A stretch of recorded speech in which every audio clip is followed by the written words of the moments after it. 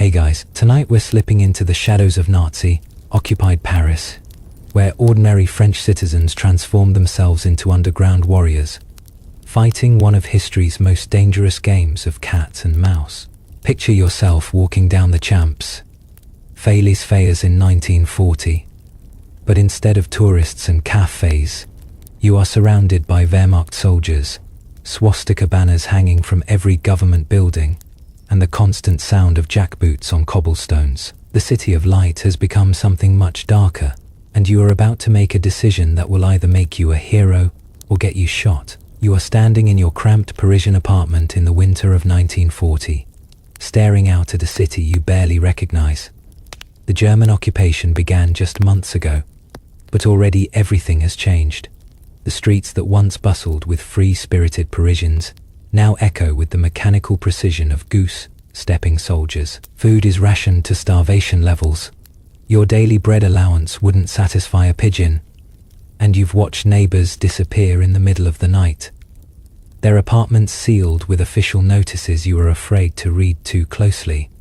The moment that changes everything comes on a grey November morning. You are walking to work when you witness a German officer casually strike an elderly Jewish man for not removing his hat quickly enough.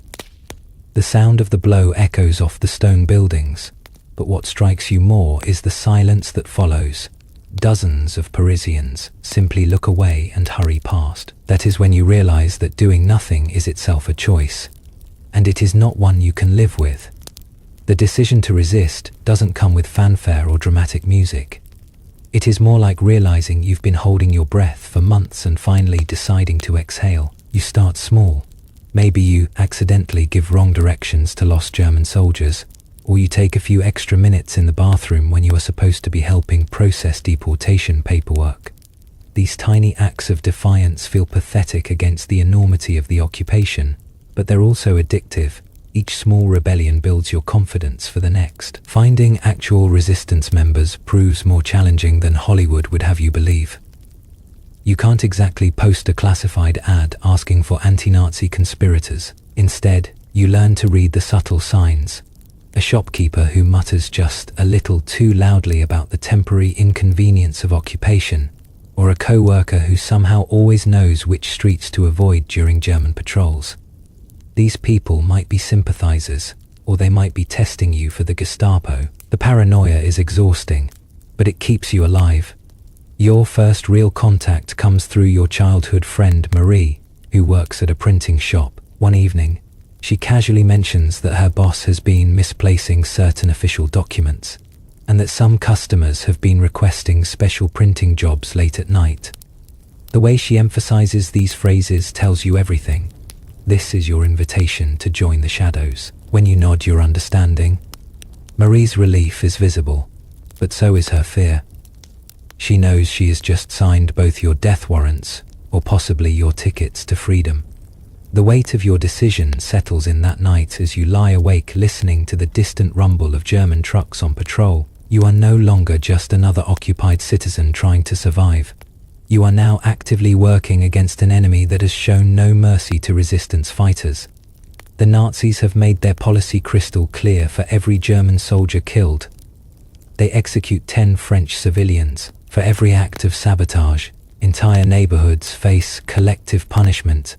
Yet somehow, knowing these stakes makes your choice feel more necessary, not less. Historians still debate whether the French resistance was as widespread and effective as post-war mythology suggests, but one thing remains undeniable. It took extraordinary courage for ordinary people to make the choice you've just made. Tomorrow, you'll begin learning how to live a double life, balancing the mundane requirements of occupied life with the deadly serious business of underground warfare. Sleep well tonight, because peaceful rest is about to become a luxury you can rarely afford. The resistance doesn't recruit you with a dramatic midnight meeting in a candlelit basement. Instead, Marie introduces you to her printing boss, Henri, during what appears to be a perfectly ordinary lunch break. You are sitting in a cafe that serves coffee so weak it is basically brown water when Henry casually mentions that his nephew needs help moving some furniture this weekend. The word furniture hangs in the air with suspicious weight. And you realize this is resistance code for something significantly more dangerous than helping someone relocate a couch. Your first furniture moving assignment involves carrying a suitcase full of what Henry claims are old books across 3 different metro stops. The suitcase feels suspiciously heavy for books, and the way Henry emphasizes that you absolutely must not open it under any circumstances makes you suspect these novels might explode if mishandled. You spend the entire train journey convinced that every German soldier can somehow sense your cargo, but you arrive at your destination, a nondescript apartment building in Montmartre, without incident. The apartment belongs to a woman named Simone, who is probably in her 50s, but moves with the careful precision of someone much younger. She examines you like a buyer inspecting a questionable piece of fruit, asking seemingly innocent questions about your work, your family, and your opinions on everything from German poetry to the proper way to prepare Kuchenwurst. You realize later that this wasn't small talk. She was conducting an informal psychological evaluation to determine if you are trustworthy, competent, or likely to crack under pressure. Your cell consists of just 5 people, which you initially think seems disappointingly small for overthrowing Nazi occupation. Simone explains that resistance networks operate like onions, layers within layers, with each person knowing only what they absolutely need to know. If you are captured and tortured, you can't reveal information you don't possess.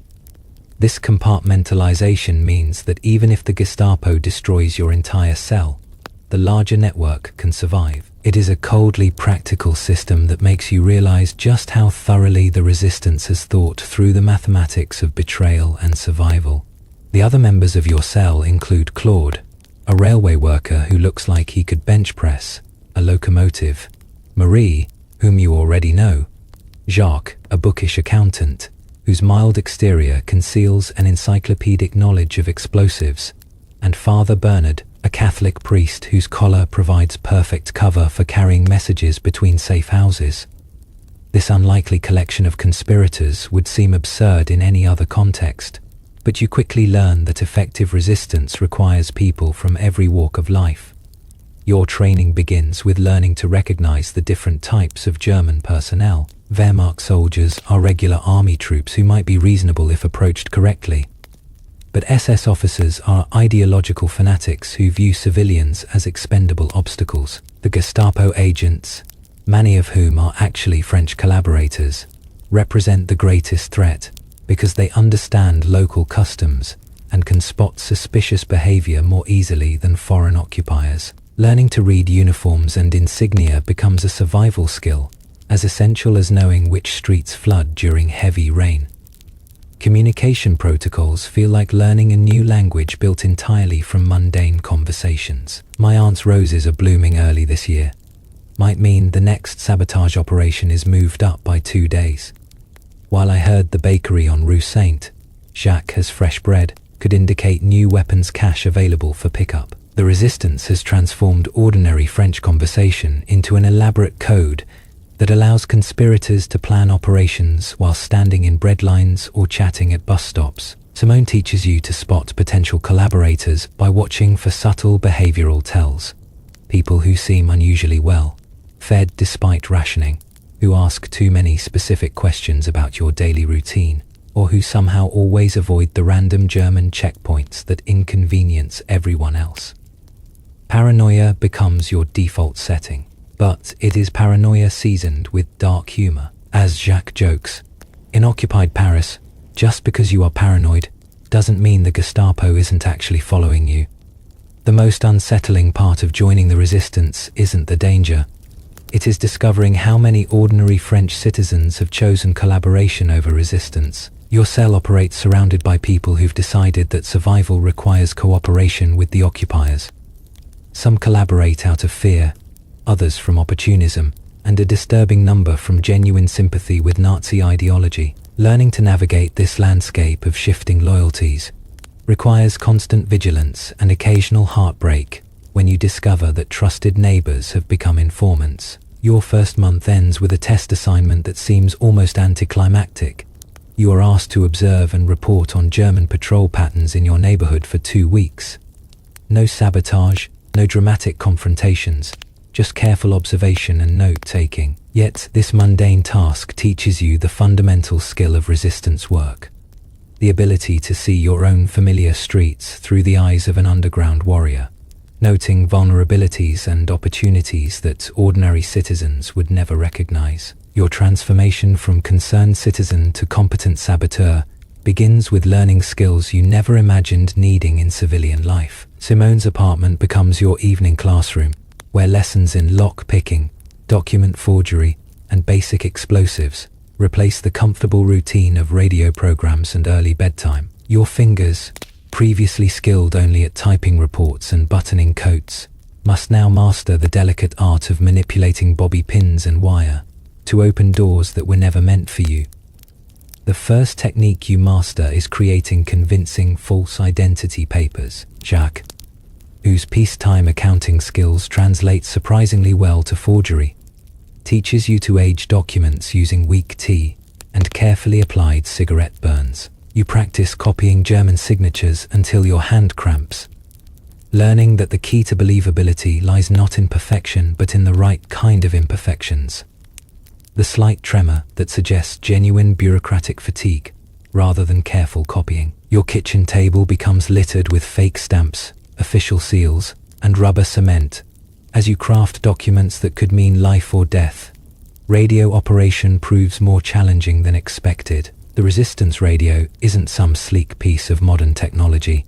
It is a temperamental beast of vacuum tubes and copper wire that requires the patience of a watchmaker and the intuition of a fortune teller. Claude demonstrates how to assemble and disassemble the entire unit in under 3 minutes, a skill that could save your life if German direction finding trucks start triangulating your transmission location. The radio's range extends barely 50 kilometers on good days, and atmospheric conditions affect reception so dramatically that you learn to predict weather patterns like a farmer.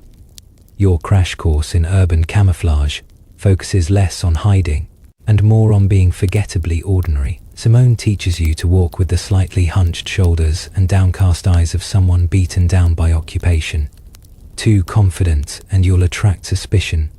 Too nervous and you'll stand out equally dangerously. You practice conversations designed to bore German soldiers into ignoring you, perfecting the art of discussing weather and rationing with such mind-numbing thoroughness that guards will actively avoid engaging with you. Weapons training happens in Father Bernard's church basement, surrounded by religious statues that seem to watch disapprovingly as you learn to field strip a British Sten gun. The priest explains that God presumably forgives violence when used against fascist occupiers, though his theological reasoning sounds somewhat less certain than his instruction on proper ammunition storage. You discover that your hands shake considerably less when holding weapons than when picking locks, which probably says something unsettling about your natural aptitudes.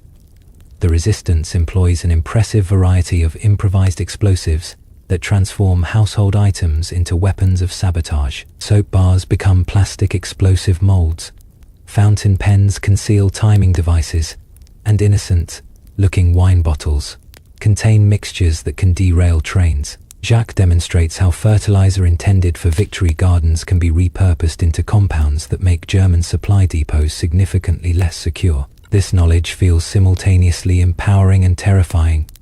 You are learning to turn occupied Paris into a city-sized booby trap.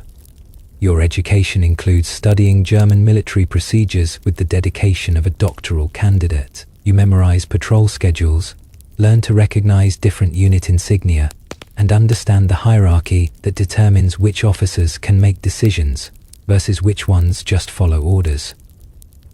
This intelligence proves crucial for timing operations and predicting enemy responses. Surprisingly, the Germans maintain remarkably predictable routines. Their legendary efficiency becomes a vulnerability that the resistance exploits repeatedly. Dead drops and message passing require mastering the choreography of casual encounters. You learn to exchange information through seemingly accidental bumps in crowded markets, leaving coded messages in hollowed-out books at public libraries, and receiving instructions through laundry hanging in specific patterns on apartment balconies. These techniques transform every mundane social interaction into potential intelligence operations, making ordinary errands feel like elaborate spy novels. Historians still debate whether resistance fighters received adequate training or were essentially amateurs learning through deadly trial and error. But your experience suggests that necessity proved an excellent teacher. Each new skill builds upon previous knowledge, creating a toolkit that transforms you from helpless victim into dangerous opponent. The most important lesson isn't technical, it is psychological. You are learning to think like someone who refuses to accept defeat, even when surrounded by overwhelming enemy force. Your training concludes with what Simone calls your final examination, a solo mission to steal specific documents from a German administrative office. The task requires using every skill you've acquired. Forged papers to enter the building, lock picking to access filing cabinets, photography to document information without removing originals, and careful observation to avoid detection. Success means you are ready for real operations. Failure likely means capture, torture, and execution. No pressure whatsoever. Living a double life under Nazi occupation means performing the most exhausting theater production of your career every single day, with an audience that will literally kill you if they detect any false notes in your performance. Your mornings begin with the careful ritual of becoming your cover identity. The mildly disgruntled but ultimately compliant French citizen who grumbles about rationing but never questions German authority. You practice this character in your mirror, adjusting facial expressions until they convey just the right amount of resigned frustration without suggesting dangerous rebelliousness. Your day job at the municipal water department provides perfect cover for resistance activities, though maintaining professional competence while secretly planning sabotage operations requires mental compartmentalization that would impress trained actors. During staff meetings about pipe maintenance schedules, you nod seriously while mentally calculating how those same pipes could be used to smuggle radio equipment or explosives. Your supervisor, Monsieur Dubois, occasionally praises your newfound attention to infrastructure details, having no idea that your sudden interest in municipal systems stems from plotting their potential destruction. The psychological strain of constant performance extends beyond work hours into every social interaction. Casual conversations with neighbors become elaborate improvisational exercises where you must express appropriate levels of wariness without revealing actual resistance activities. When Madame Rousseau from the 4th floor complains about German soldiers requisitioning her bicycle, you agree with precisely the right mixture of sympathy and helpless acceptance. Too much anger might suggest subversive thoughts, while too little could indicate suspicious indifference to French suffering. Your evenings theoretically belong to resistance work, but transitioning between identities requires careful choreography to avoid dangerous mistakes. You've developed elaborate rituals for switching mental gears, checking twice for surveillance before entering safe houses, using different walking patterns for resistance meetings versus civilian errands, and maintaining separate sets of facial expressions for each identity. The resistance fighter version of yourself moves with purposeful confidence, while your cover identity shambles with the defeated posture of occupied citizenry. Food rationing provides constant opportunities for small-scale intelligence gathering that supplement your official resistance duties. Standing in bread lines, you overhear German soldiers discussing troop movements, supply shortages, and morale problems that prove valuable for planning operations. These conversations happen in fractured French or overheard German, creating a linguistic puzzle that exercises your growing skills at extracting useful information from casual military chatter. Your genuine frustration with food shortages makes these eavesdropping sessions completely authentic.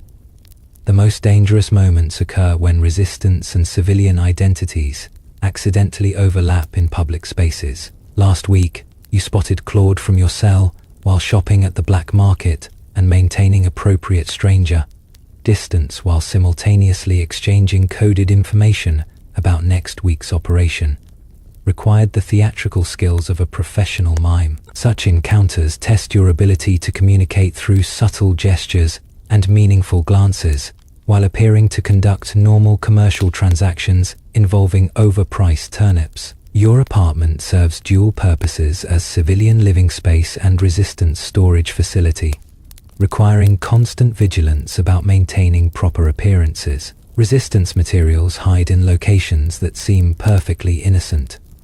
Radio components disguised as broken household appliances, forged documents inserted into legitimate paperwork, and weapons concealed in spaces that routine searches would overlook. You've become expert at arranging furniture to suggest normal domestic life, while concealing evidence of treasonous activities. Sleep becomes increasingly elusive as the psychological pressure of maintaining dual identities accumulates over months of operation. Your dreams blend civilian anxieties about rationing and heating fuel with resistance nightmares about capture and interrogation, creating a surreal mental landscape where German soldiers demand to inspect your forged identity papers while you are shopping for non-existent coffee. These nocturnal anxiety sessions leave you exhausted for daytime performance demands. The Resistance provides occasional dark humor that helps maintain psychological equilibrium during this sustained period of deception. Jacques jokes that occupied Parisians have become the world's greatest method actors, since everyone's performing some version of acceptable citizenship while harboring private thoughts that would scandalize their audiences. Father Bernard adds that confession has become complicated when parishioners can't distinguish between actual sins and patriotic duties that happen to involve breaking several commandments. Your social circle gradually shifts as you unconsciously distance yourself from people whose political reliability remains questionable, while developing seemingly casual friendships with individuals who might prove useful for resistance work.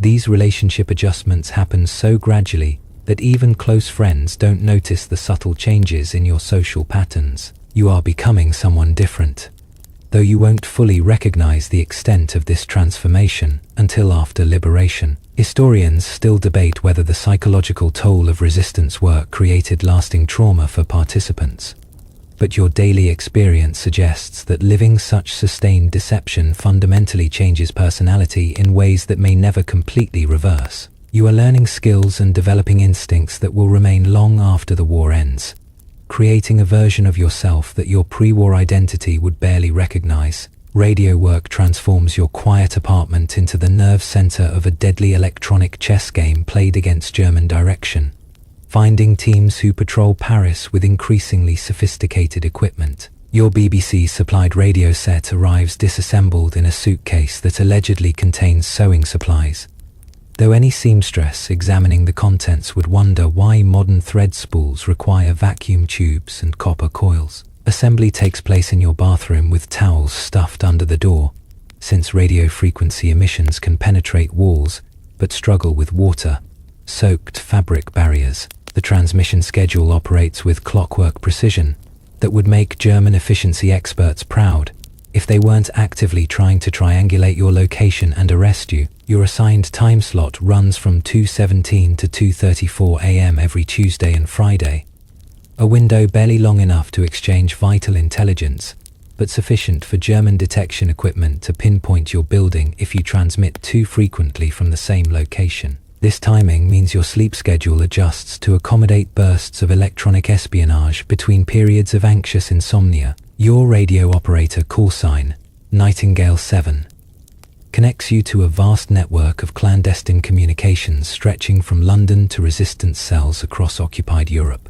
The BBC operators in England sound impossibly calm and professional as they relay coded messages about supply drops, operational changes, and strategic priorities, their voices crackling through static that makes every transmission feel like communication from another planet. You wonder if they realize that their measured British accents are literally lifelines for dozens of amateur radio operators, risking execution every time they power up their equipment. Code procedures require memorizing encryption keys that change weekly, transforming simple messages into alphanumeric puzzles that would challenge professional cryptographers. The roses are blooming in grandmother's garden might mean sabotage operation successful, minimal casualties, while Uncle Pierre sends his regards from Marseille could indicate arms drop delayed 3 days due to weather. Your kitchen table becomes covered with codebooks disguised as recipe collections, though any German search would quickly notice that your cooking notes contain suspicious mathematical formulas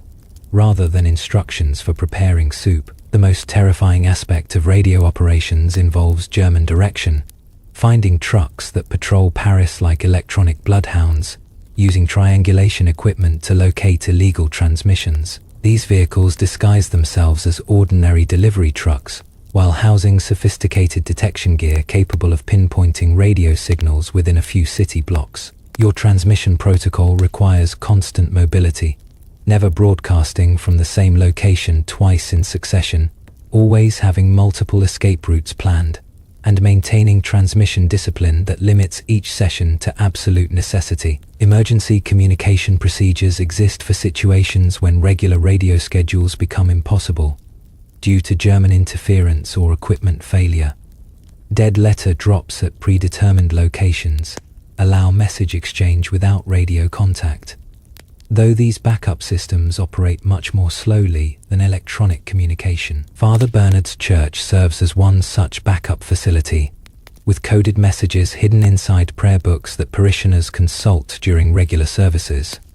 The priest jokes that the Germans inadvertently encourage church attendance by making clandestine communication more convenient during religious gatherings. Your most nerve-wracking transmission involves relaying intelligence about German troop concentrations around Paris that could indicate preparations for major operations. The information comes from Claude's railway contacts, who observe military train movements, supplemented by Simone's observations of supply convoy patterns. Encoding this data requires nearly 20 minutes of careful transmission time, an eternity when German detection equipment might be closing in on your location. You broadcast from the roof of a 6-story apartment building, ready to disassemble your equipment and disappear if detection trucks appear in the neighborhood. Reception quality varies dramatically based on atmospheric conditions, time of day, and German jamming efforts that occasionally flood resistance frequencies with competing broadcasts. Some nights your London contact sounds crystal clear, while other sessions deteriorate into electronic chaos, where individual words become barely distinguishable from static. These technical challenges add layers of complexity to operations that depend on precise communication timing and accurate intelligence relay. The psychological pressure of radio work extends beyond immediate danger to encompass responsibility for information that affects operations across multiple resistance cells. Intelligence you transmit might influence decisions about sabotage targets, arms drops, or personnel movements that could save or endanger dozens of other resistance fighters. This responsibility weighs heavily during late-night transmission sessions, when you realize that encryption errors or communication failures could have consequences far beyond your immediate cell. Historians still debate the effectiveness of resistance communication networks versus their vulnerability to German counterintelligence operations, but your experience suggests that radio work represented both the resistance's greatest strength and its most dangerous weakness. Every transmission offers opportunities for coordination and intelligence sharing, while simultaneously risking detection and network compromise. Tonight's broadcast might deliver crucial information to London, or it might be your last communication before German direction, finding teams kick down your door. Your first sabotage operation targets something so mundane, it seems almost anticlimactic. A railway signal box that controls train traffic through a crucial junction east of Paris. The target might lack dramatic flair, but Jacques explains that disrupting German supply lines requires attacking infrastructure bottlenecks, where small acts of destruction create disproportionately large consequences. One damaged signal box can delay dozens of military trains carrying everything from ammunition to replacement troops, multiplying your impact far beyond the actual explosive damage. The operation begins with 2 weeks of careful surveillance, disguised as innocent civilian activities. You establish patterns by taking daily walks past the target area, noting guard schedules, shift changes, and the mechanical routines that govern signal box operations. The German guards prove remarkably predictable. They patrol with clockwork precision, but show human weaknesses like extended cigarette breaks and casual conversations that create exploitable security gaps. Your surveillance notes read like a boring diary of suburban walks, but they contain tactical intelligence that will determine whether your team survives the night. Your explosive device consists of components so ordinary that you could purchase them at any hardware store, if hardware stores weren't mostly empty due to wartime shortages. Jacques demonstrates how batteries, alarm clocks, and fertilizer combine into timing devices that provide sufficient delay for safe escape, while ensuring reliable detonation. The bomb itself weighs less than a loaf of bread but contains enough explosive force to reduce the signal box to scattered debris and twisted metal. The approach requires navigating through darkened streets during curfew hours, when any civilian presence automatically attracts German attention. You move through back alleys and abandoned buildings, following routes that Simone scouted during previous reconnaissance missions. The city feels completely different at night under occupation. Familiar streets become alien landscapes of shadows and potential dangers where every sound might indicate patrol movements or detection by collaborator informants. Placing the device involves crawling through drainage culverts that smell like decades of accumulated urban runoff, emerging near the signal box foundation where you must work quickly, despite hands trembling from adrenaline and cold November air. The timing mechanism requires precise adjustment. Too short and you won't reach safety before detonation. Too long and dawn patrol schedules might result in discovery and disposal. Your fingers fumble with clock components while German voices echo from the nearby guard post, discussing weekend leave plans with enviable casualness. The explosion, when it finally occurs 40 minutes later, produces a satisfying crack of splintering wood and shattering glass that echoes across the rail yard, like thunder from a localized storm. You watch from a safe distance as German personnel scramble to assess damage and restore operations, their shouted commands creating chaos that confirms successful mission completion. The signal box burns with flames visible for kilometers, sending smoke signals that announce resistance activities to anyone paying attention. German retaliation follows predictable patterns that make resistance operations feel like chess matches played against opponents whose strategic responses you can anticipate. Within hours, Wehrmacht units establish increased security around all railway infrastructure, implement random civilian identity checks, and announce collective punishment measures for the surrounding district. 10 local residents face execution unless the saboteurs surrender within 48 hours. A psychological pressure tactic designed to turn civilian populations against resistance activities. The effectiveness of your sabotage becomes apparent over subsequent days as German military trains experience cascading delays throughout the regional transportation network. Single signal box destruction disrupts schedules for supply convoys that depend on precise timing coordination, creating bottlenecks that affect operations hundreds of kilometers from the actual explosion site. Intelligence reports indicate that ammunition shipments destined for Atlantic Wall fortifications arrive several days behind schedule, potentially affecting German defensive preparations. Your second operation targets a different type of infrastructure.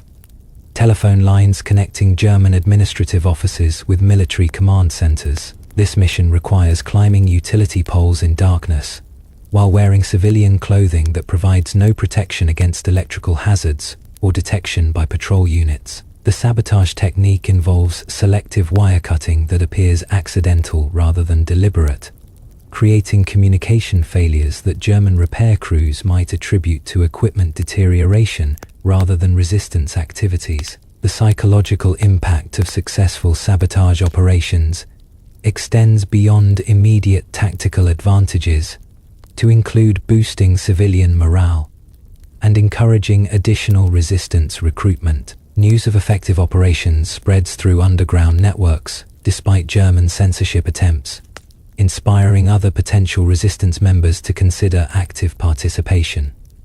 Each successful mission demonstrates that determined civilians can strike meaningful blows against seemingly invincible occupying forces. Father Bernard provides spiritual perspective on sabotage activities that helps rationalize the moral complexities of destroying property and potentially causing casualties. He argues that resistance operations represent legitimate military action against invading forces rather than criminal destruction. Though his theological reasoning sometimes struggles with practical realities like civilian casualties from transportation delays. The priest's blessing before dangerous missions provides psychological comfort, even for team members whose religious faith remains questionable. Historians still debate whether small-scale sabotage operations significantly affected German military capabilities or merely provided psychological satisfaction for resistance participants. But your experience suggests that systematic infrastructure attacks created cumulative effects that exceeded individual mission importance. Each signal box, telephone line, and supply depot represents another small victory in a war where conventional military confrontation remains impossible. Your closest call with death comes not during a dramatic midnight operation, but on a perfectly ordinary Thursday afternoon while buying turnips at the local market. You are standing in line with your ration card, mentally reviewing tonight's radio transmission schedule, when a routine German patrol decides to conduct random identity checks 3 people ahead of you in the queue. The papers in your wallet will pass inspection. Jacques' forgery work remains impeccable, but your coat pocket contains coded messages intended for tonight's drop at Father Bernard's church, written on paper that will immediately condemn you if discovered. The German sergeant conducting document checks moves with methodical thoroughness that suggests either exceptional dedication to duty or profound boredom with occupation routine. He examines each identity card with magnifying glass precision, comparing photographs to faces while asking probing questions about employment, residence, and recent travel. The elderly woman ahead of you trembles so violently that her papers flutter like autumn leaves, though whether from cold fear or legitimate guilt remains unclear until the sergeant waves her through with visible disgust. Your turn arrives with the nightmare inevitability of dental appointments or tax audits, accompanied by the sergeant's weary request for papers and explanation of your presence in this particular market at this specific time. Your cover story flows smoothly. You work nearby, live around the corner, shop here regularly for entirely mundane reasons. While your heart pounds so loudly you are convinced the Germans must hear it echoing off surrounding buildings. The coded messages in your pocket feel like they're radiating incriminating heat that any competent search would detect immediately. The sergeant studies your forged documents with professional skepticism, noting the water damage that Jacques artificially aged to suggest authentic wear patterns. His questions probe your supposed employment history, testing details that you've memorized but never actually lived through. You describe your fictional supervisor's personality, quirks, office layout, and daily routines with enough specific detail to suggest genuine familiarity, while internally cursing the resistance training that never covered how to maintain calm facial expressions when terrified beyond rational thought. Disaster strikes when the sergeant notices a slight inconsistency in your employment dates. A minor discrepancy that Jacques warned might become problematic under detailed scrutiny. The German's eyes narrow with the satisfaction of a predator detecting wounded prey, and he signals for backup while ordering you to step aside for enhanced questioning. 2 additional soldiers approach with the casual competence of professionals who've performed this routine hundreds of times, though presumably with suspects less innocent than your carefully constructed cover identity suggests. Your salvation comes from an unexpected source.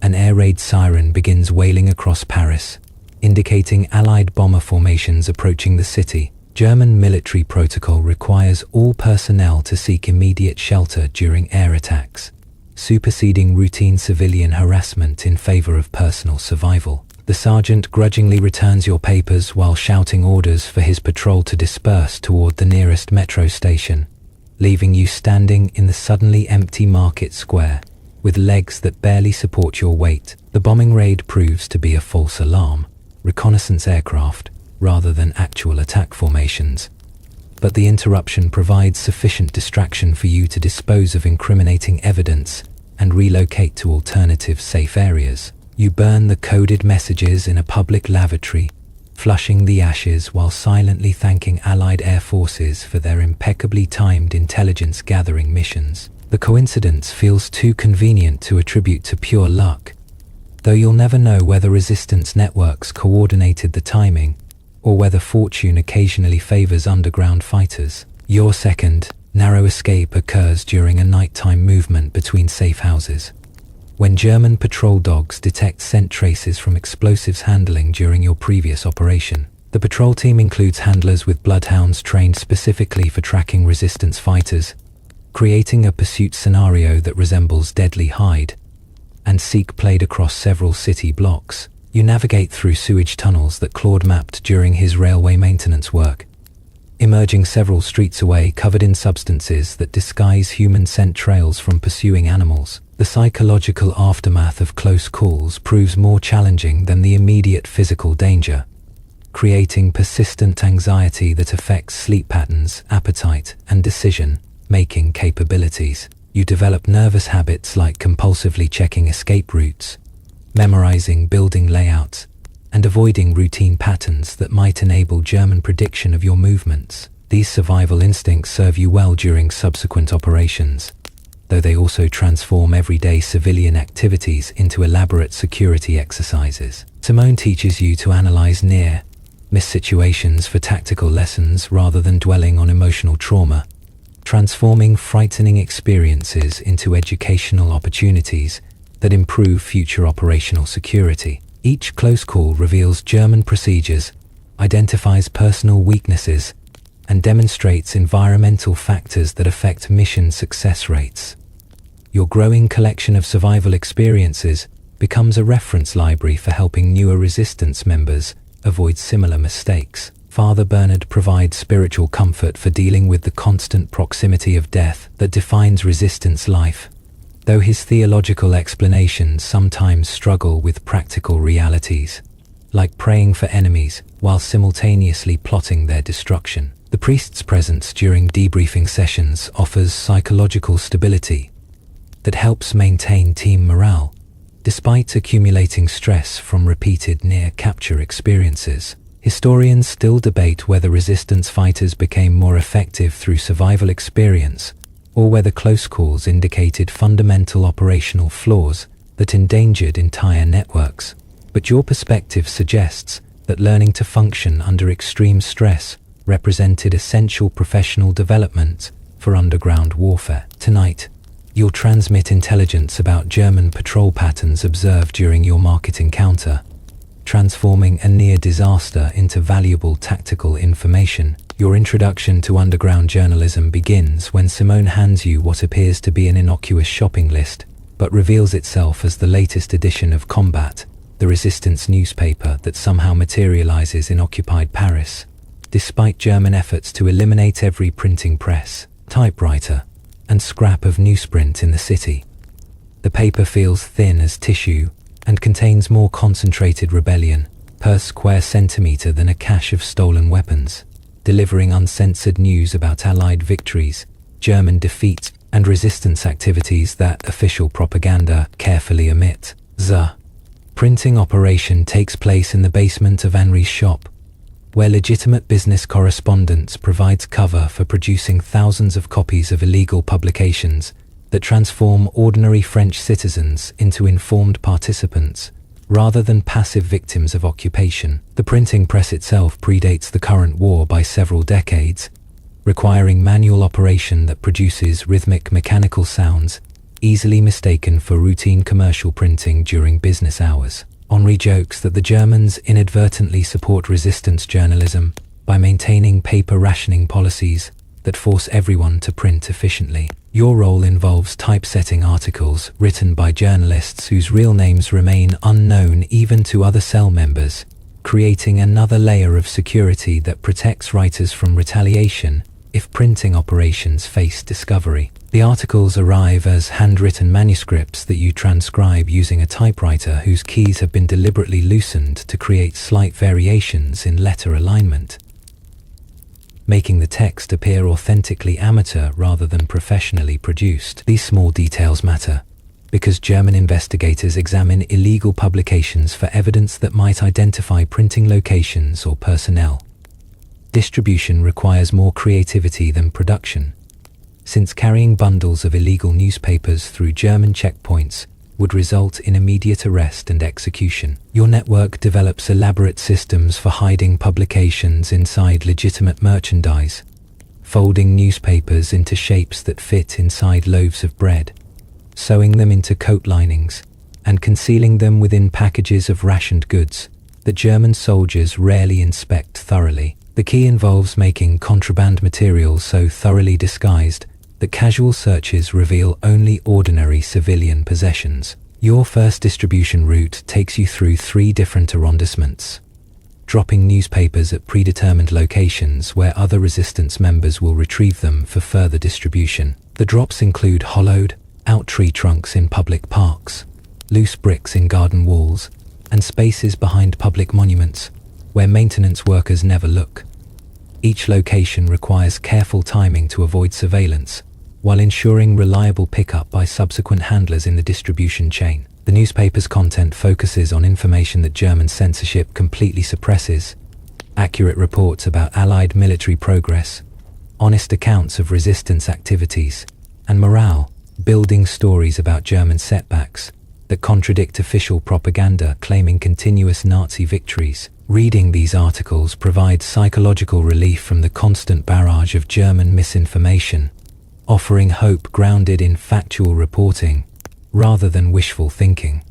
You discover that truth itself becomes a weapon when wielded effectively against totalitarian information control. Underground journalism operates under constant threat from German counterintelligence operations designed to infiltrate resistance networks through compromised publications. Enemy agents sometimes submit articles containing subtle misinformation or language patterns that help identify other resistance members, turning the free press into a tool for network penetration. Your editorial process requires careful vetting of all submissions, checking facts against multiple independent sources, and analyzing writing styles for suspicious characteristics that might indicate German authorship. The psychological impact of underground newspapers extends far beyond their immediate readership, creating ripple effects throughout occupied Paris as information spreads through word-of-mouth networks that German surveillance cannot effectively monitor. Single newspaper copies reach dozens of readers who share information with friends and family members, multiplying the publication's influence exponentially despite relatively small print runs. These informal communication networks prove more resilient than electronic or written systems that German intelligence can more easily intercept. Your most dangerous distribution mission involves delivering newspapers to factory workers in industrial districts, where German security maintains particularly heavy surveillance due to strategic importance of manufacturing facilities. The mission requires coordinating with labor organizers who've developed sophisticated systems for internal communication that bypass official management channels. You discover that workplace resistance networks often prove more security conscious than amateur cells, since industrial workers face daily oversight that teaches operational discipline. Production deadlines create additional stress, since underground journalism must respond quickly to current events, while maintaining security protocols that slow every stage of the publishing process. Breaking news about Allied victories or German setbacks requires rapid reporting to maximize psychological impact, but rushing production increases risks of detection or infiltration. Your team learns to balance journalistic urgency with survival necessity, sometimes holding stories for additional security verification rather than risking network exposure for immediate publication. Father Bernard contributes articles about maintaining moral courage under occupation, writing under the pseudonym Chaplain of Hope to provide spiritual guidance for resistance members facing ethical dilemmas about violence, deception, and collaboration. His theological perspectives help rationalize activities that peacetime morality might condemn, though his reasoning sometimes struggles with practical realities like celebrating enemy casualties or encouraging civilian involvement in dangerous operations. Historians still debate whether resistance publications significantly influenced public opinion or merely preached to converted audiences already committed to opposition activities. But your experience suggests that underground journalism provided essential psychological infrastructure for organized resistance movements. Tonight, you'll help distribute 500 copies of the latest edition, each one representing another small victory against German information monopoly and another step toward eventual liberation. Your apartment transforms into a way station for human cargo, more precious than any resistance equipment. Allied airmen shot down over occupied France, Jewish families fleeing deportation, and political prisoners who've escaped German custody but face recapture without immediate assistance. The Safe House network operates like an underground railroad stretching across Europe, with your modest Parisian flat serving as one link in a chain that connects desperate people with freedom routes, leading to neutral territories or liberated zones. Your first guest arrives on a rainy October night, delivered by Claude, who explains only that the young man needs shelter for 3 days before moving to the next station. The visitor introduces himself as Tom from London, though his accent suggests origins somewhere in the American Midwest, and his knowledge of current baseball scores seems suspiciously comprehensive for someone claiming recent residence in Britain. You realize that cover stories matter less than successful transit. Every own in the Safe House network maintains fictional identities that provide plausible denial if operations face discovery. Housing fugitives requires transforming your living space into a carefully orchestrated deception designed to suggest normal civilian occupancy, despite the presence of additional residents who officially don't exist. Extra food purchases must appear consistent with normal rationing allowances. Bathroom schedules need coordination to avoid suspicious activity patterns, and household routines require adjustment to accommodate people who cannot venture outdoors during daylight hours. Your apartment develops the crowded feeling of a boarding house, while maintaining the external appearance of single-occupant residence. The airman's injuries require medical attention that cannot involve official healthcare systems where German oversight monitors all treatment records. Father Bernard connects you with Dr. Rousseau, a physician whose Hippocratic oath supersedes collaboration concerns when treating resistance casualties. The doctor visits your apartment disguised as a social caller, carrying medical supplies concealed within religious literature, and conducting examinations that appear to be casual conversations about parish activities. His treatment transforms your kitchen table into an improvised surgical facility where bullet wounds receive attention by candlelight. Language barriers complicate safe house operations since many escapees speak limited French, while you possess minimal English vocabulary beyond basic pleasantries and resistance code phrases. Communication develops through creative combinations of gestures, drawings, and shared meals that transcend linguistic limitations.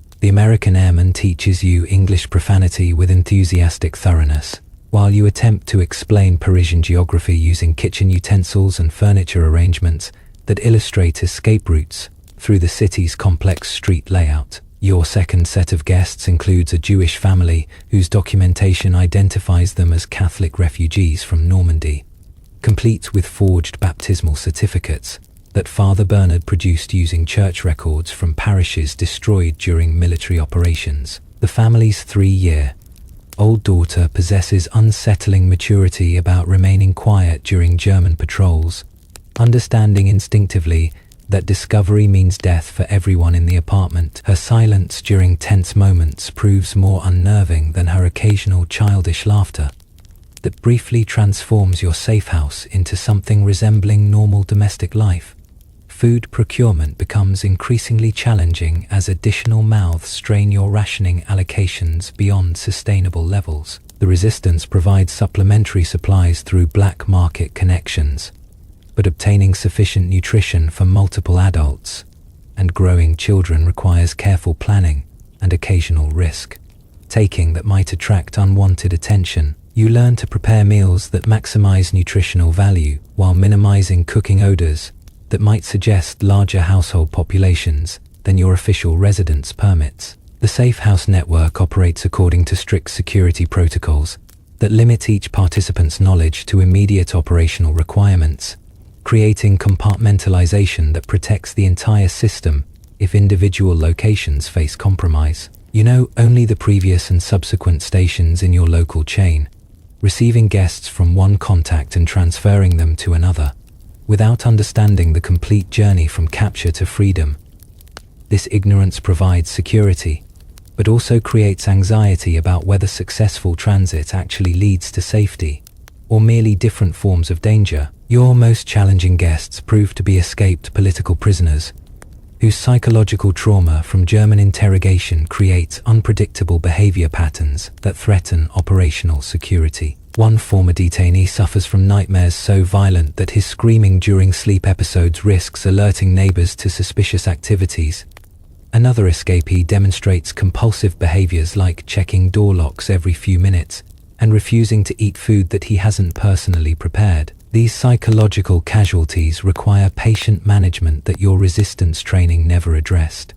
Documentation forging becomes a cottage industry as safe house operations demand identity papers for people whose official existence has been erased by German bureaucracy. Jacques expands his counterfeiting activities to include travel permits, work authorizations, and medical certificates that explain why certain individuals cannot perform military labor service. The complexity of modern bureaucratic systems creates opportunities for deception, since even German officials cannot memorize every regulation and stamp pattern required for legitimate documentation. Transportation arrangements require coordination with railway workers, truck drivers, and boat operators, who've developed elaborate systems for moving human cargo without detection by German transport security. Claude's railway connections prove invaluable for arranging passage in freight cars modified with hidden compartments, while other contacts provide access to commercial vehicles whose legitimate business travel conceals illegal passenger transport. These arrangements operate through intricate timing that must account for patrol schedules, checkpoint procedures, and seasonal variations in German security measures. The emotional toll of safe house operations accumulates as you form temporary relationships with people who face uncertain futures despite your protection efforts. Some guests disappear into subsequent network stages without further communication, leaving you wondering whether successful transfer actually led to freedom or capture at later stations. Others maintain contact through coded messages that provide occasional updates about eventual destinations, though security requirements limit these communications to brief confirmations of survival rather than detailed accounts of post-transit experiences. Historians still debate the effectiveness of safe house networks versus their vulnerability to infiltration and betrayal. But your experience suggests that human compassion created powerful motivation for sustaining dangerous operations, despite limited resources and constant security threats. Tonight, another knock at your door might bring desperate people seeking shelter, testing your willingness to risk everything for strangers, whose only claim on your assistance involves shared humanity under impossible circumstances. Your transformation from resistance fighter to intelligence operative begins when Simone assigns you surveillance duties that require observing German military installations with the methodical patience of a professional spy. Your target involves monitoring the H-Feldmuris, where German High Command has established their Paris headquarters in surroundings that suggest occupying forces prefer luxury accommodations while subjugating civilian populations. The irony isn't lost on you that Nazi officers conduct military planning while enjoying French hospitality that their policies systematically destroy.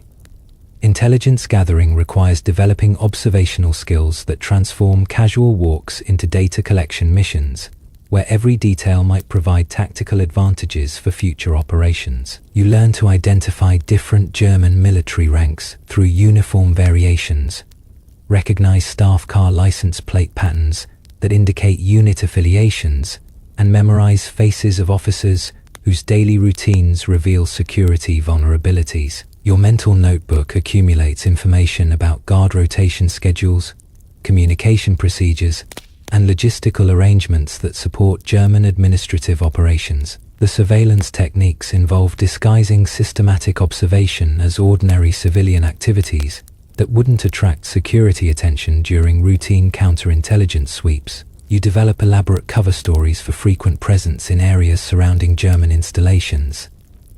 Perhaps you are job hunting at nearby businesses, visiting friends in the neighborhood, or shopping at markets that happen to offer excellent vantage points for military observation. These explanations must withstand casual questioning while providing justification for regular appearances that might otherwise seem suspicious.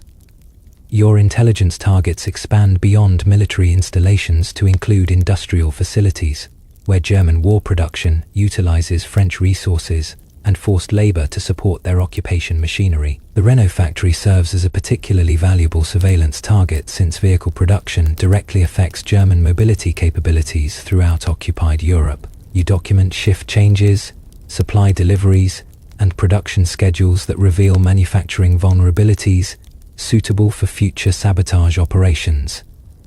The information gathering requires patient observation from multiple locations to create comprehensive intelligence pictures. Photographic documentation becomes essential for providing London with visual confirmation of intelligence reports that might otherwise seem too significant for credible acceptance. Your camera disguises itself as a damaged device being carried for repair, with the lens concealed behind a crack in the housing that appears to render the equipment unusable. Taking pictures requires extraordinary discretion since German security maintains particular vigilance against photographic surveillance that could compromise military installations or reveal strategic information to Allied intelligence services. The most valuable intelligence involves German troop movement patterns that suggest strategic priorities and defensive preparations across occupied France. Railway stations become crucial observation points where military transport schedules reveal unit deployments,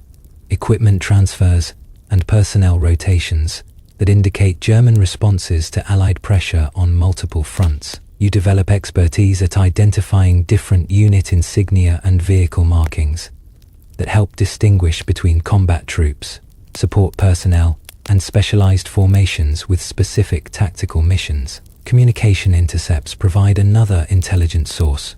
When German personnel discuss operational matters within earshot of seemingly harmless civilians conducting routine activities, your improving German language skills enable understanding of conversations about supply shortages, morale problems, and strategic concerns that German officers share during off-duty moments, in restaurants, cafes, and public transportation.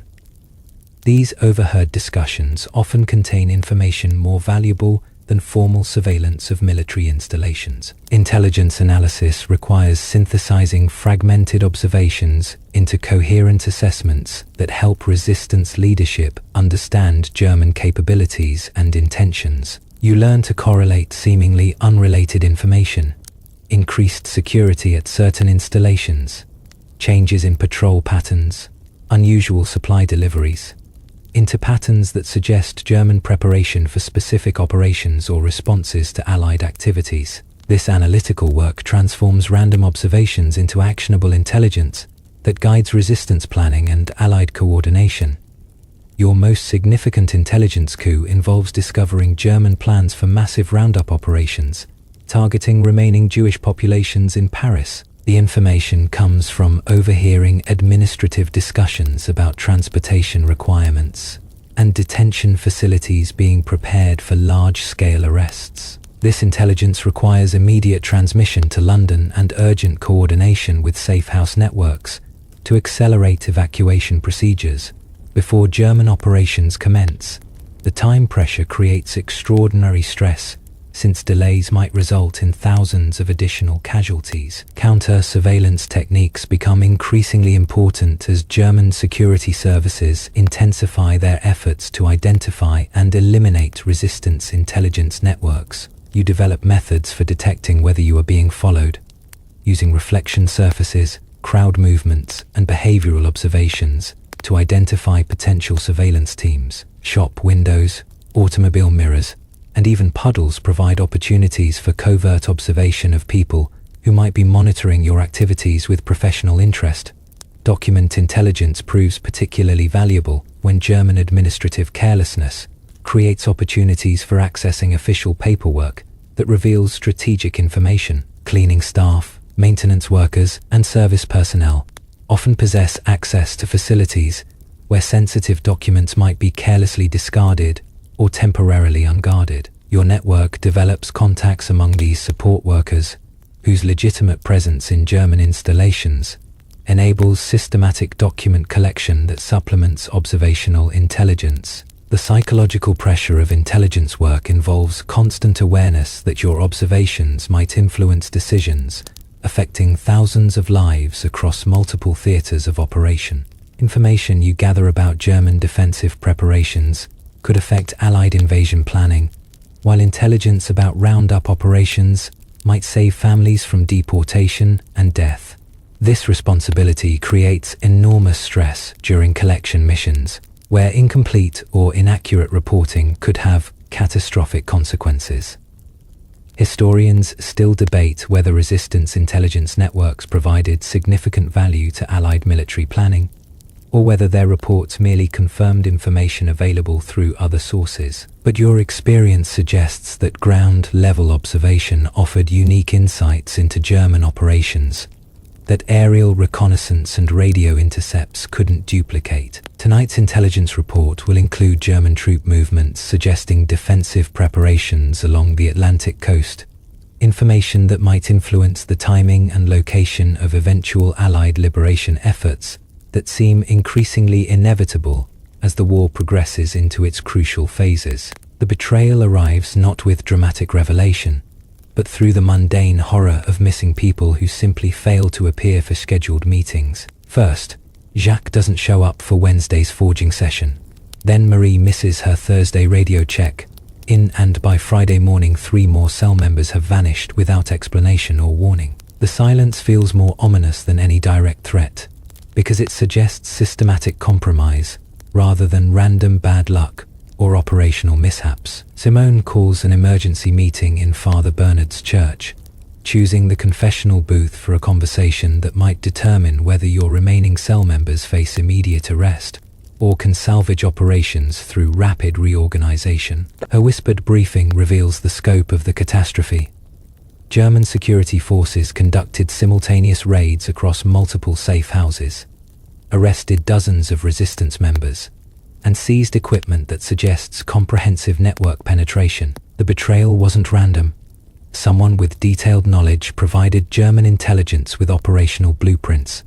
The identity of the informant becomes clear through process of elimination, combined with circumstantial evidence that points toward Marcel, a recent recruit who joined your network just 2 months ago, with credentials that seemed impeccable at the time. His background story checked out completely: family killed during bombing, personal hatred of German occupation, useful skills in transportation logistics. But hindsight reveals subtle inconsistencies that professional suspicion should have detected earlier. Marcel possessed slightly too much knowledge about resistance procedures for someone claiming complete inexperience with underground operations. German interrogation techniques proved devastatingly effective at extracting information from captured resistance members, even those with strongest ideological commitment to maintaining operational security under torture. Father Bernard explains that human beings possess physical and psychological limits that determined interrogators can eventually overcome regardless of personal courage or patriotic dedication. The Church's theological position holds that betrayal under extreme duress represents understandable human weakness rather than moral failure, though this spiritual comfort provides limited practical consolation for operational consequences. Your immediate survival depends on assuming that German security knows everything Marcel learned during his brief network participation, requiring emergency protocols that treat all previous safe houses, communication methods, and operational plans as completely compromised. This assumption forces abandonment of your apartment, destruction of all resistance materials, and severing contact with anyone Marcel encountered during recent months.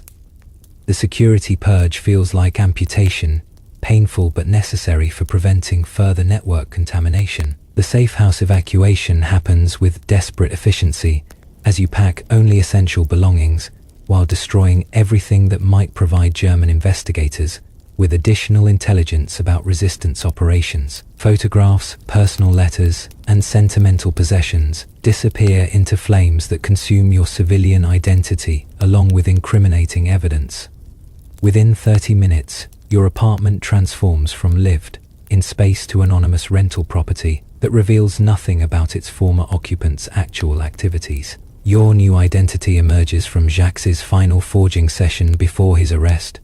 Complete documentation identifying you as a war widow from Normandy seeking employment in Paris after your village's destruction during military operations. The papers feel authentic because they represent genuine tragedy experienced by thousands of displaced French citizens whose personal losses provide perfect cover stories for resistance members requiring fresh identities. Your fictional husband died heroically defending France, making you a sympathetic figure worthy of civilian assistance rather than suspicious scrutiny. Communication with remaining network members requires establishing completely new protocols that assume German surveillance of all previous contact methods and locations. Dead letter drops move to churches Marcel never visited, coded messages adopt different encryption systems, and meeting schedules change to patterns that avoid his knowledge of operational timing.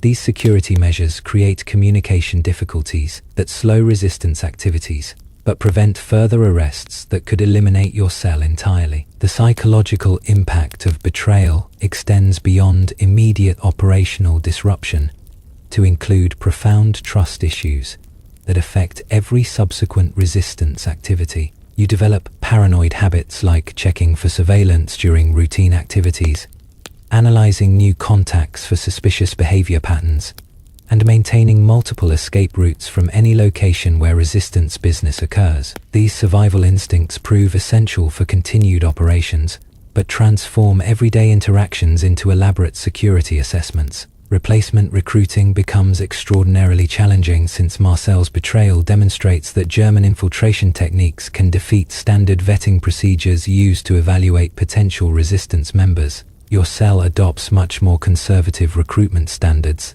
that emphasize personal recommendations from multiple trusted sources rather than accepting volunteers whose background stories seem convincing but lack thorough verification. This cautious approach reduces network growth but improves security against future infiltration attempts. The captured resistance members face interrogation procedures designed to extract maximum information while maintaining prisoner survival long enough for comprehensive debriefing sessions. German intelligence services understand that dead prisoners provide no additional information, while living captives might eventually reveal details about other resistance networks through sustained psychological pressure and physical persuasion. Your former colleagues endure conditions that make quick death preferable to prolonged survival. Reprisal operations against civilian populations intensify following major resistance network discoveries.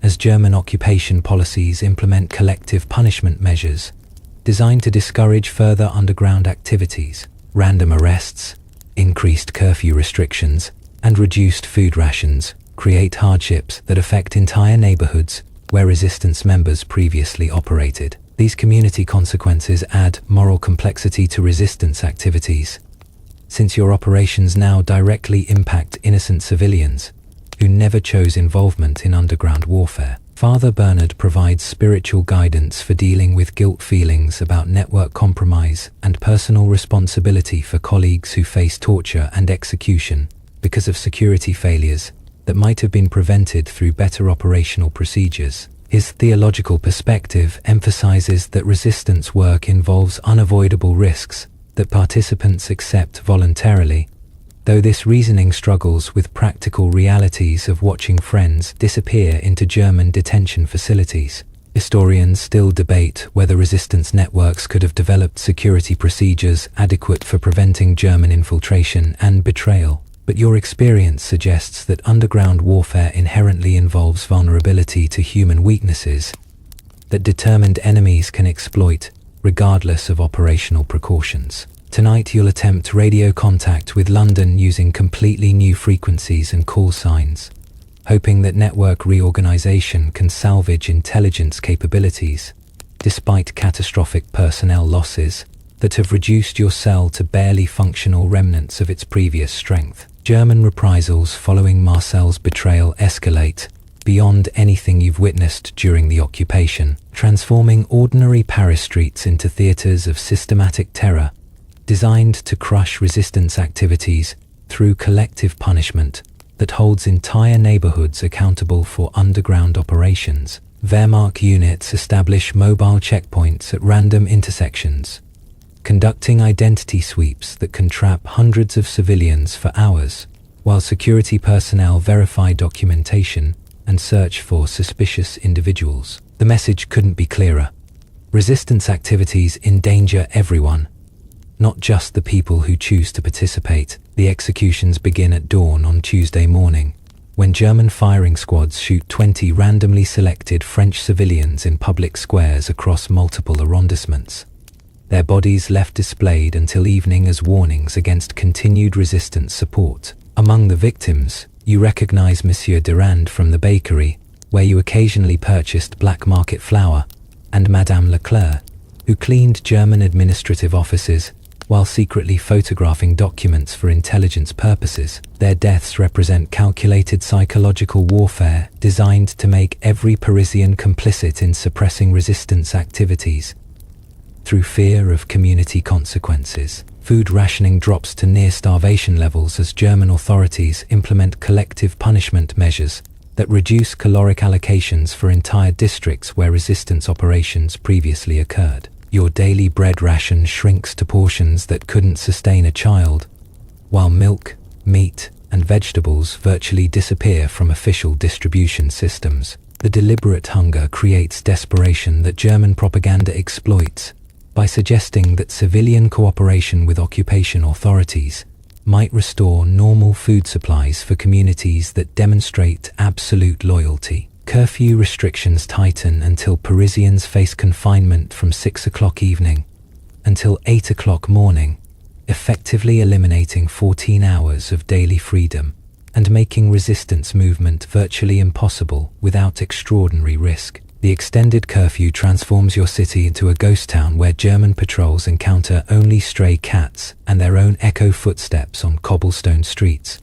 Any civilian presence during restricted hours automatically justifies lethal force, creating on-site policies that turn routine resistance activities into suicide missions. Mass arrest operations sweep through neighborhoods like tidal waves, with German security forces detaining hundreds of civilians for interrogation regardless of actual resistance involvement. The arrests target people whose only crime involves living in areas where underground activities previously occurred, creating guilt by geography policies that make residence itself grounds for suspicion. These roundups strain German detention facilities beyond capacity, while terrorizing civilian populations into avoiding any behavior that might suggest resistance sympathy. Your surviving cell members face impossible choices between continuing resistance activities that endanger innocent civilians versus abandoning operations that might prevent German strategic objectives from succeeding without opposition. Father Bernard struggles with theological implications of resistance activities that provoke collective punishment affecting parishioners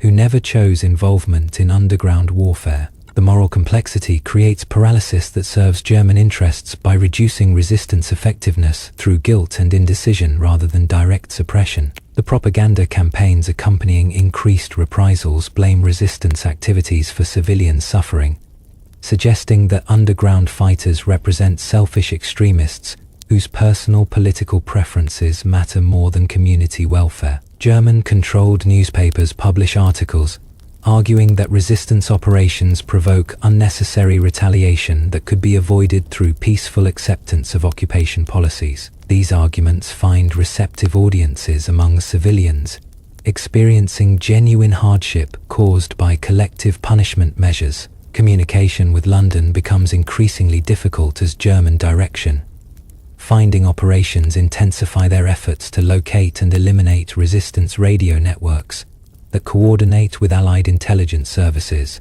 Your transmission windows shrink to minutes rather than hours, while detection equipment improvements make even brief broadcasts extremely dangerous. The isolation from Allied support creates psychological pressure that compounds operational difficulties caused by personnel losses and security concerns. Industrial sabotage operations face enhanced security measures that make traditional targets virtually inaccessible to resistance members operating with reduced numbers and compromised equipment caches. German authorities implement around-the-clock guard rotations at critical facilities, install improved lighting systems that eliminate shadowy concealment areas, and establish informant networks among factory workers who receive food bonuses for reporting suspicious activities. These security improvements force resistance operations to target less significant objectives with proportionally reduced impact. Your personal security situation deteriorates as increased German surveillance makes routine civilian activities fraught with detection risks that could expose your resistance identity. Despite documentation changes and operational reorganization, simple activities like grocery shopping or work attendance require elaborate security protocols to avoid recognition by German personnel who might remember your previous civilian cover identity. The constant vigilance creates exhaustion that affects decision-making capabilities during critical moments. Intelligence gathering becomes exponentially more dangerous as German counterintelligence operations specifically target resistance surveillance activities through systematic monitoring of civilian behavior patterns around sensitive installations. Security personnel receive training in detecting amateur espionage techniques, while civilian informant networks expand to include people motivated by food rewards rather than ideological cooperation. These enhanced detection capabilities make intelligence collection extremely risky, while reducing information quality available for transmission to Allied forces. The psychological warfare aspects of German reprisal policies prove particularly effective at creating divisions within resistance networks. As members debate whether continued operations justify civilian casualties caused by collective punishment measures, some fighters advocate accelerated activities to demonstrate that German terrorism cannot suppress resistance spirit, while others argue for operational suspension until civilian consequences become less severe. These strategic disagreements create additional stress that compounds security concerns and personnel losses. Historians still debate whether increased German reprisals indicated resistance effectiveness or represented desperate attempts to maintain control through terror tactics that ultimately backfired by strengthening civilian resolve against occupation policies. But your immediate experience suggests that systematic collective punishment creates genuine operational challenges that test resistance commitment under circumstances where personal courage alone cannot overcome strategic disadvantages created by community-wide consequences of underground warfare. The Allied invasion changes everything overnight, though overnight proves to be a misleading description for developments that unfold across weeks of mounting tension, conflicting rumors, and gradual recognition that the war's momentum has finally shifted toward liberation. Your first indication comes through BBC broadcasts, crackling with unusual excitement as announcers struggle to maintain professional composure while reporting massive Allied landings along the Normandy coast. The static-filled transmissions feel like messages from another world, describing events so significant that your resistance-conditioned skepticism initially interprets them as elaborate German propaganda designed to flush out remaining underground networks. German behavior in Paris confirms that something extraordinary has occurred, as occupation forces demonstrate unprecedented nervousness through increased patrol frequencies, enhanced checkpoint procedures, and visible anxiety among officers who previously conducted themselves with unshakable arrogance. Wehrmacht personnel appear genuinely concerned about strategic developments, while SS units display the desperate aggression of cornered predators who sense approaching doom but lack clear escape routes. The psychological transformation among occupying forces proves more convincing than any radio broadcast in confirming that Allied operations represent genuine military success rather than failed attempt. Your resistance cell receives urgent instructions through hastily re-established communication channels, directing immediate activation of all remaining operational capabilities to support Allied advance by disrupting German defensive preparations and communication systems. The orders arrive with unusual specificity about targets and timing, suggesting that resistance activities will coordinate with larger military operations, rather than continuing as isolated harassment campaigns. This coordination represents the strategic validation that underground fighters have sought throughout years of dangerous operations with uncertain strategic value. Railway sabotage operations escalate to systematic destruction of transportation infrastructure that German forces require for moving defensive reinforcements toward Normandy battlefields. Your cell targets signal boxes, switching mechanisms, and fuel depots with explosive devices that create cascading failures throughout the regional transportation network. The sabotage campaigns coordinate with other resistance groups to ensure that multiple simultaneous attacks overwhelm German repair capabilities, while preventing strategic redeployment of troops and equipment. Communication disruption becomes a primary objective as resistance networks attempt to isolate German command centers from field units through systematic destruction of telephone lines, radio equipment, and courier routes that connect occupation headquarters with defensive positions. Your technical training in electronics proves invaluable for identifying critical communication bottlenecks, where minimal sabotage efforts create maximum strategic disruption. The coordination required for effective defensive operations collapses when command structures cannot communicate with subordinate units. German retreat preparations become increasingly evident as occupation forces begin evacuating non-essential personnel and equipment from Paris installations, while simultaneously implementing defensive measures designed to slow Allied advance through systematic destruction of infrastructure that might benefit liberation forces. The contradictory policies, preserving some facilities while destroying others, reveal German strategic confusion about whether to defend the city or abandon it to prevent urban warfare casualties that might affect civilian populations. Your intelligence gathering operations focus on identifying German defensive positions and troop concentrations that Allied forces will encounter during their advance toward Paris. The information requirements shift from long-term strategic intelligence to immediate tactical data about enemy capabilities, positions, and movement patterns that directly affect military operations occurring within days rather than months. This tactical intelligence proves extremely valuable for Allied units planning specific attacks against known German positions. Civilian evacuation preparations create complex moral decisions for resistance members, who must balance personal safety against operational commitments that might prove crucial for minimizing casualties during liberation fighting. Your cell debates whether to maintain operations that could accelerate German withdrawal versus protecting civilian populations who might face retaliation during retreat operations.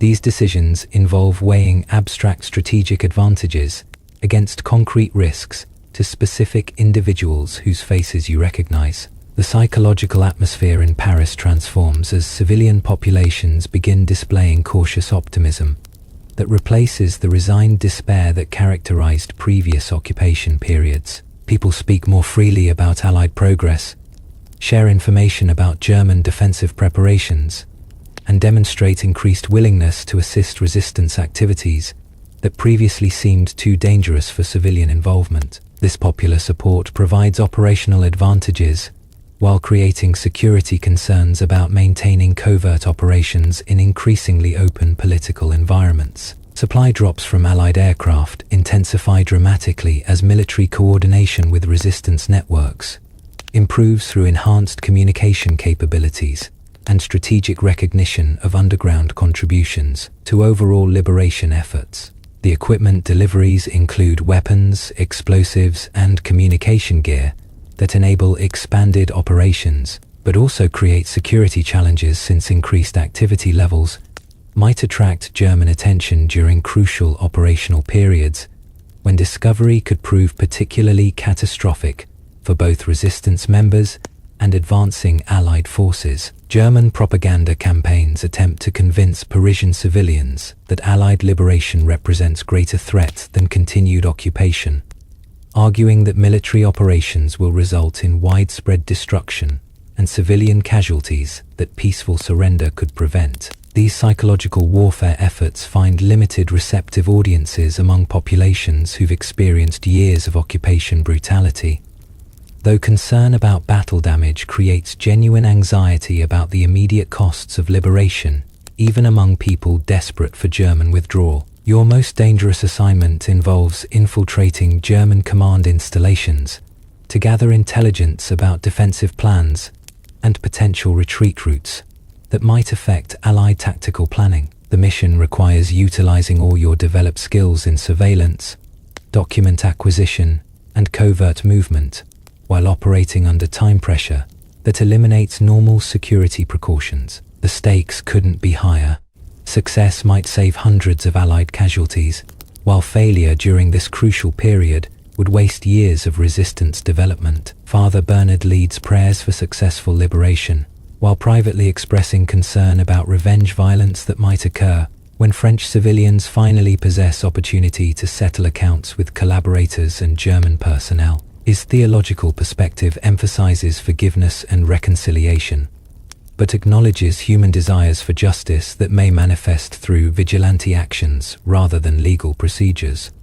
The priest prepares for post-liberation challenges that will test French society's capacity for moral recovery. Historians still debate whether resistance activities significantly accelerated German withdrawal from Paris or merely provided psychological satisfaction for participants who wanted to contribute actively to liberation efforts. But your experience suggests that coordinated sabotage operations created genuine tactical advantages that reduced Allied casualties and shortened the battle for the city. Tonight's operations will target the last major German communication center, hoping to complete the network isolation that transforms organized retreat into chaotic rout. Liberation comes not with the triumphant fanfare that Allied propaganda films will later suggest, but through the gritty chaos of urban warfare, where resistance fighters finally emerge from years of shadowy operations to join conventional forces in street combat against German defensive positions. Your cell receives orders to occupy the Prefecture of Police,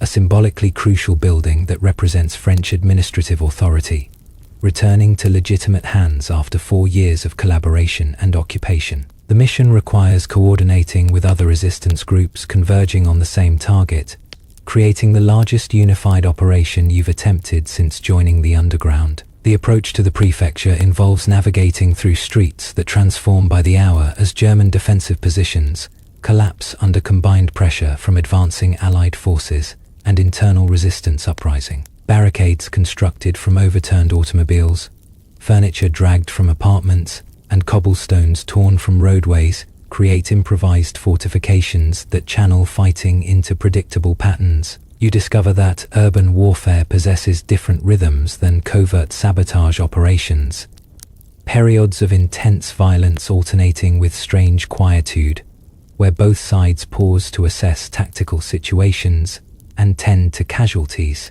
Your weapons cache, carefully accumulated through months of Allied supply drops and captured German equipment, finally serves its intended purpose as resistance members engage in open combat rather than hit and run harassment. The British Sten guns that seemed so dangerous during training prove reliable but temperamental under combat stress, requiring constant attention to prevent jamming at crucial moments. The German ammunition captured during previous operations works adequately in Allied weapons, though mixing different manufacturers' cartridges creates occasional misfires that could prove fatal during sustained firefights. The psychological transition from underground operative to conventional soldier happens with startling abruptness, as you find yourself firing at German positions from behind improvised cover, rather than sneaking through shadows to plant explosives. Years of resistance training emphasized avoiding direct confrontation with superior German forces. But liberation fighting requires exactly the opposite mindset. Aggressive advance toward enemy positions while accepting casualties that covert operations attempted to minimize. Your hands shake less during open combat than during clandestine operations, suggesting that honest warfare feels more natural than prolonged deception. Communication between resistance groups improves dramatically as units emerge from cellular secrecy to coordinate large-scale operations that require tactical integration rather than operational isolation. Radio networks that previously carried coded messages about future sabotage missions now coordinate immediate tactical movements, supply requests, and casualty reports that affect ongoing combat operations. The transition from conspiracy to military cooperation happens so rapidly that organizational structures barely adapt to new operational requirements before circumstances change again. Civilian participation in liberation fighting exceeds anything witnessed during the occupation years. As ordinary Parisians provide intelligence about German positions, deliver ammunition to combat units, and construct barricades that channel fighting away from residential areas. The popular uprising represents validation for resistance arguments that French citizens would support active opposition if circumstances permitted open rebellion. Medical students establish aid stations in schools and churches, while elderly residents serve as lookouts who monitor German movement patterns from apartment windows. German resistance proves more determined than expected, as Wehrmacht units demonstrate professional competence despite strategic hopelessness of their overall situation. Enemy defensive positions utilize superior military training and equipment advantages that resistance fighters overcome through local knowledge, numerical superiority, and tactical coordination with allied conventional forces approaching from multiple directions. The street fighting reveals that German soldiers remain formidable opponents, even when facing inevitable defeat.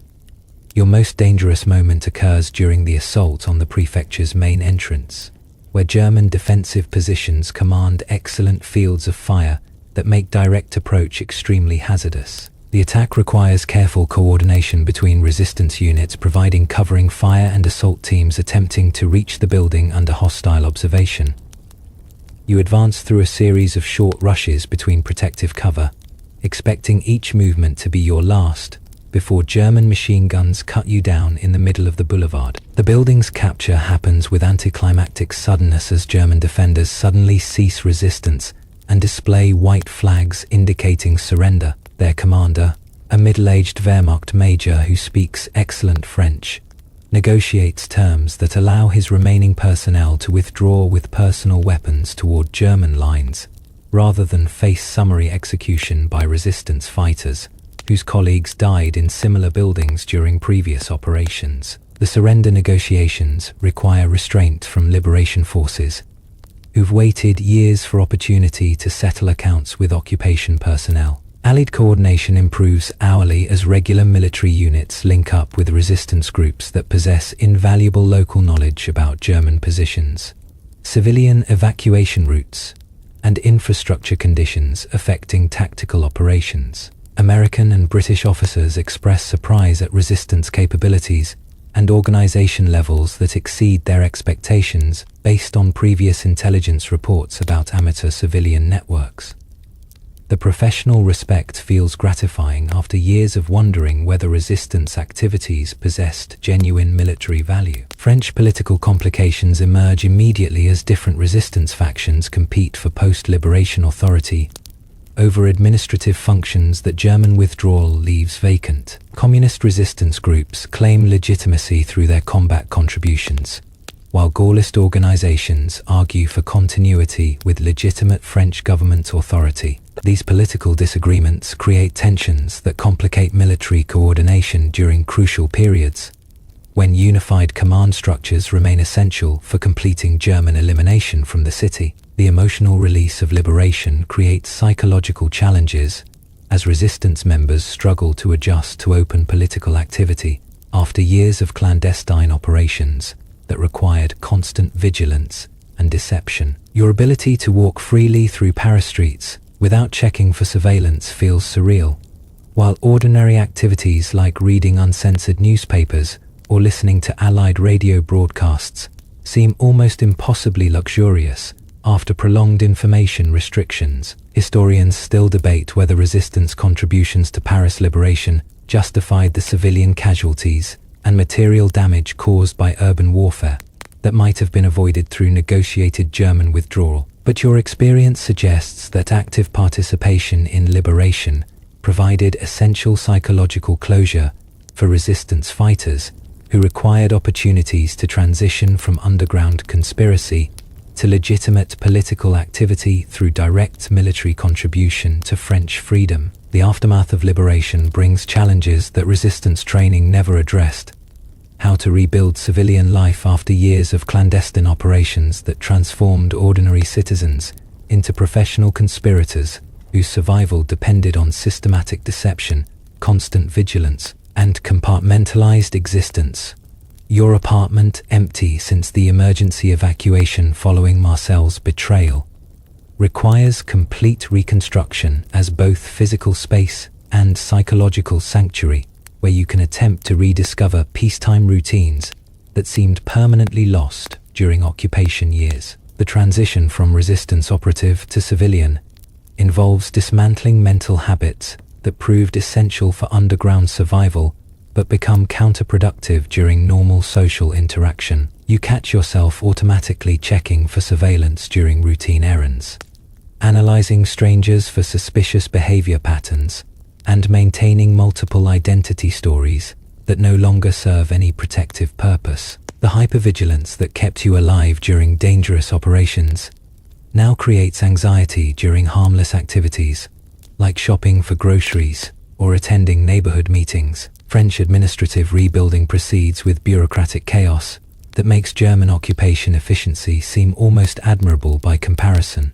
As competing political factions struggle to establish legitimate government authority while addressing practical problems like food distribution, infrastructure repair, and war crimes prosecution. Your forged identity documents, masterfully crafted by Jacques before his arrest, create legal complications, since your official civilian existence lacks proper documentation trail that post-war bureaucracy requires for employment, housing, and social services. The search for missing resistance colleagues becomes a consuming obsession as liberation reveals the scope of losses sustained during occupation years, through arrests, executions, and disappearances that clandestine operations couldn't prevent. Father Bernard coordinates with Red Cross officials to investigate detention records and execution lists that might account for Jacques Marie and dozens of other fighters whose fates remained unknown when communication networks collapsed following security breaches.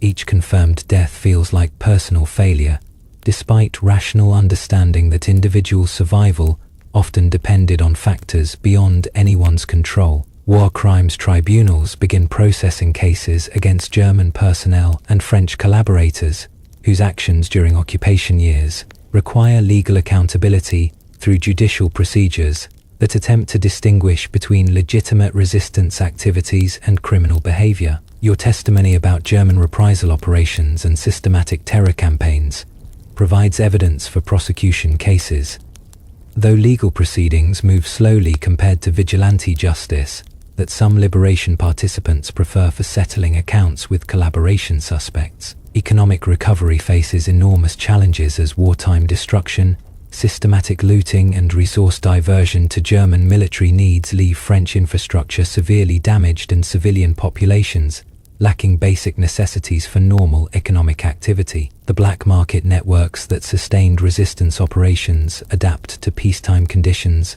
by facilitating reconstruction trade, though legal authorities attempt to suppress informal commerce that circumvents official rationing and tax collection systems.